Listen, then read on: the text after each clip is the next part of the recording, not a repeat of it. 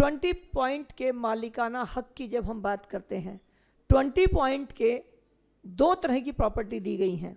एक दी गई है एग्रीकल्चर लैंड और दूसरे दिए गए थे रिहायशी प्लॉट। जो एग्रीकल्चर लैंड है वो दो कैटेगरी को दी गई थी।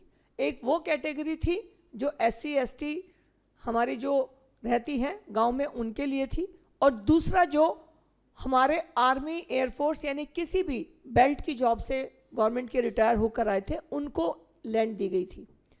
इनको जब जमीन दी गई तो सिर्फ 5 साल या 9 साल के पट्टे पर दी गई। और कब दी गई? 20-25 साल पहले, 30 साल 40 साल पहले। लेकिन उस पट्टे को, उस लीज को कभी भी रिन्यू नहीं किया गया। अब जब आज बात आ रही है तो इन सारे इश्यूज को DDA को, LG साहब को और मिनिस्ट्री को 1 to 1 हैंडल करना पड़ रहा है। यानी कांग्रेस ने जो बीज बोए थे उसके बबूल के पेड़ के कांटे अभी हमें काटने पड़ रहे हैं, उनको सुलझाना पड़ रहा है।